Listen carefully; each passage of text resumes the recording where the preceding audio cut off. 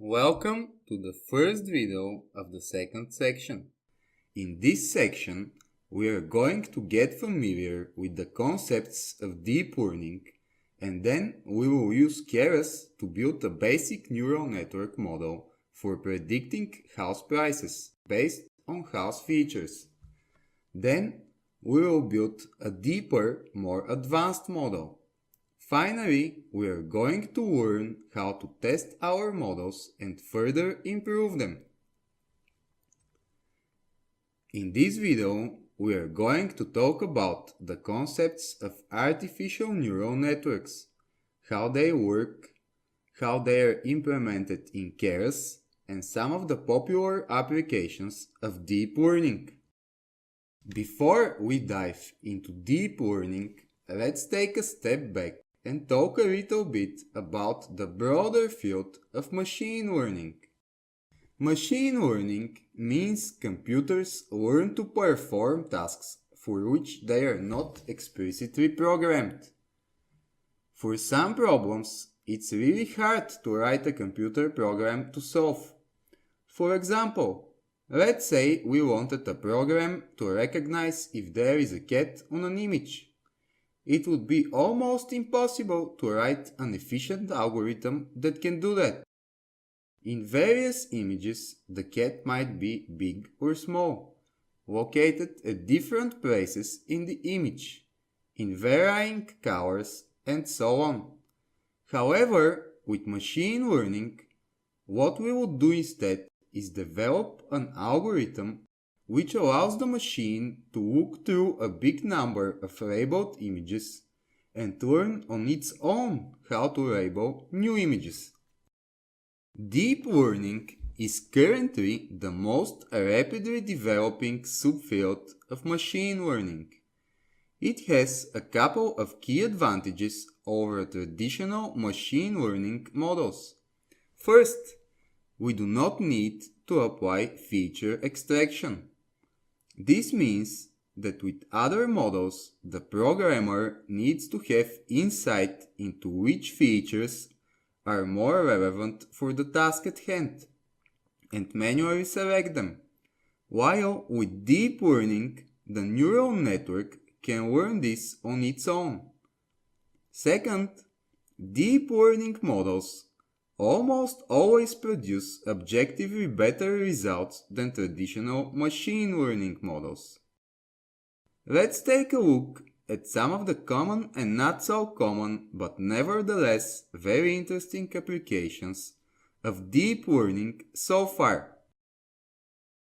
Computer vision, speech recognition, natural language processing, self-driving cars, brain tumor detection, real-time speech translation, automatic game playing, and music composition. We won't be covering all of these here, but links will be included in the supporting materials, so you can check them out along with many other amazing applications of deep learning. It's time to finally get acquainted with deep learning. It's a form of machine learning which uses a model of computing inspired by the structure of the brain. Take a look at these images and try to recognize the one with the cat. A very easy task, right? However, to make that decision, you would have to use the visual cortex in your brain, which contains around 140 million neurons with billions of connections between them, forming a huge network. This is where the idea of artificial neural networks comes from. The basic foundational unit of a neural network is the neuron, sometimes also called a perceptron. Let's take a look at how it functions. A neuron takes in a number of inputs, x1 to xn, and has specific weights which assign importance to each of these inputs, w1 to wn. The neuron then sums all the inputs multiplied by their respective weights and adds a number called bias, b. The value coming from this operation is then passed through an activation function shown here as phi. A simple activation function might be to compare the resulting value to a threshold and output 1 if the value is equal or bigger to the threshold, and 0 if it is smaller. For example, if we had inputs 1, 2, 3 with weights 2, 2, 1 and a bias of 1, the result would be 1 multiplied by 2 plus 2 multiplied by 2 plus 3 multiplied by 1. So 2 plus 4 plus 3 is 9. Then we add the bias 1 and we get a 10. Now if our neuron's threshold is 10 or lower, then it will output a 1. If the threshold is bigger than 10, the output will be 0. We will talk more about activation functions in the following videos. A neural network is formed from 2 or more layers of neurons. All neurons from each layer are connected to all neurons in the next layer. This architecture is called fully connected.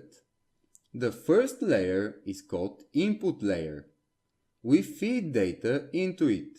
The last one, output layer. It outputs a prediction based on the data.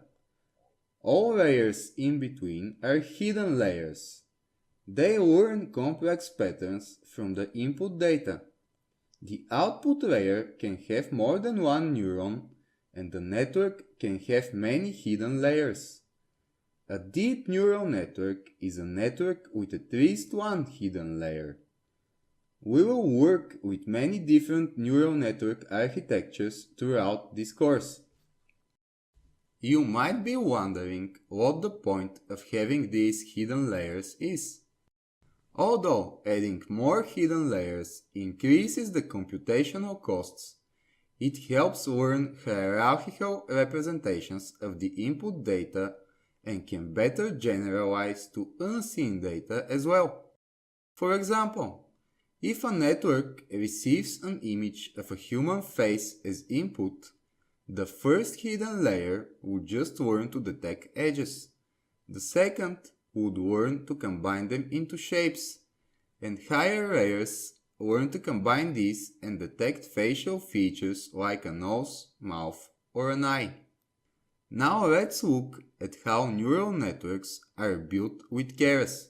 Keras is a high-level wrapper that uses other lower-level deep learning frameworks as a backend. At the time of recording of this course, the possible backend frameworks are TensorFlow, Theano, and Microsoft's Cognitive Toolkit or CNTK. We will be using TensorFlow for this course as it is faster than Theano and much more popular than CNTK. Keras uses this backend framework to build a graph of our neural network. After the graph is built, we feed our data into it to train our model. Let's have a look at the steps required to build a neural network with Keras. First, we initialize a model. Then we add the input layer. After that, we add the hidden layers.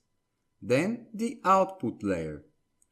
While adding layers, we specify the number of units and activation function of each one. After that, we need to choose a loss function and optimizer in order to show our network what it needs to learn and how to learn it. We will talk more about optimizers, loss functions, and backpropagation soon. When the model is ready, we need to train, test, and possibly improve it. We separate our data in train and test sets. Then we train the model with the train set and use the test set to check how well it performed. We can try various neural network architectures to find the best model. We will see how to do all this in the following videos of the course.